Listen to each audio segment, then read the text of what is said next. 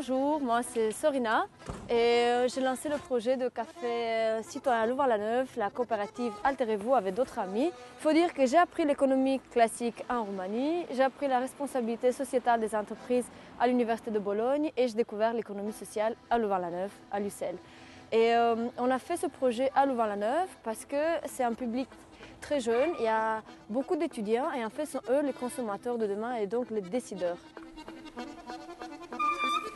Nous voici à Alterez-vous, le café coopératif et citoyen de Louvain-la-Neuve, qui en plus de travailler avec des producteurs locaux, avec des produits de saison bio, du commerce équitable, en fait nous avons le label aussi Bistrot de terroir qui valorise encore plus le fait que nous travaillons en direct avec des producteurs.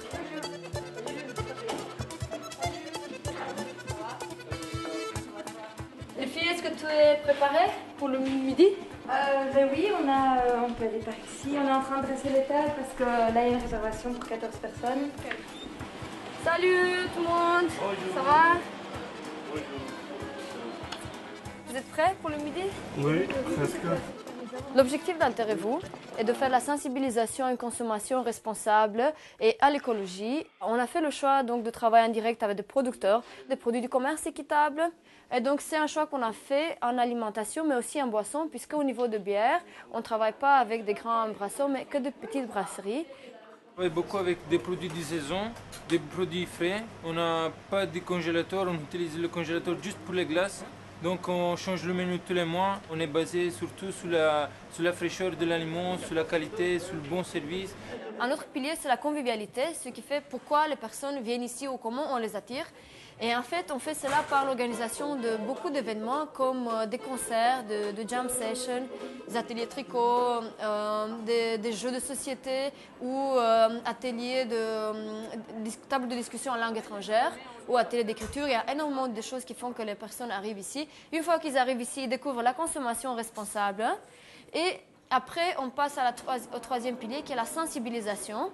Ici, c'est un lieu de débat, de rencontre, de discussion, de partage. Et en fait, ici, ça nous permet aussi d'interpeller les personnes sur différents sujets. Vous voulez un arrêt? Et pour faire cela, on a mis en place quelque chose de très innovateur. Ce sont les assiettes d'impro. Donc les personnes arrivent dans le café, elles débarquent sur un sujet d'actualité sans que personne s'attende, c'est annoncé nulle part. Et l'objectif c'est d'interpeller les personnes sur différents sujets et pour que par la suite les personnes même continuent le débat ou elles emportent le débat à la maison, dans leur cercle d'amis. Et comme ça on arrive à faire la sensibilisation. www.sbl-rcr.be. Nous avons choisi la forme de société coopérative comme forme juridique pour notre projet, mais à finalité sociale, parce qu'en fait, on voulait montrer qu'on n'était nulle part dirigé vers la recherche du profit, mais en même temps, on voulait avoir une activité commerciale. Ce qui est très chouette, c'est qu'on est arrivé, malgré le fait que l'ORECA, c'est un secteur qui est très difficile, qui est avec le taux de faillite le plus élevé et où le personnel est assez fragilisé parce qu'il n'y a pas la couverture sociale, à faire un projet qui tient la route du point de vue économique, mais qui respecte l'humain et où chacun trouve sa place. On a créé avec ce projet 11 équivalents temps plein.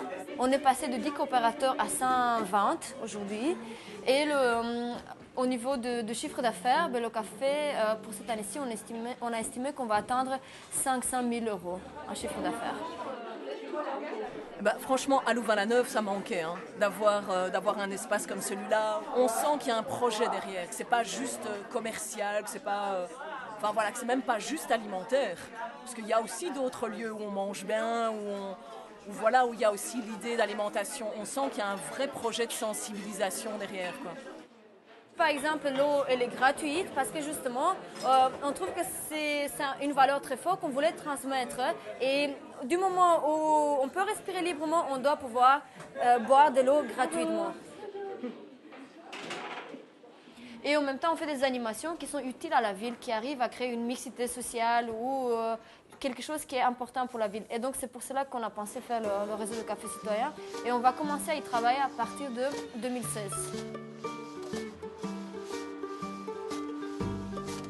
Je pense qu'on arrive à avoir un bon impact, tant au niveau de personnel qui arrive à s'attacher au projet, à comprendre les valeurs, aux différents jobistes qui passent par le projet, mais aussi au niveau de l'ORECA, puisqu'il y en a plusieurs établissements qui sont venus nous voir afin de nous demander qui sont nos fournisseurs et prendre contact avec eux. Donc c'est comme ça qu'on change les mentalités par des choses concrètes.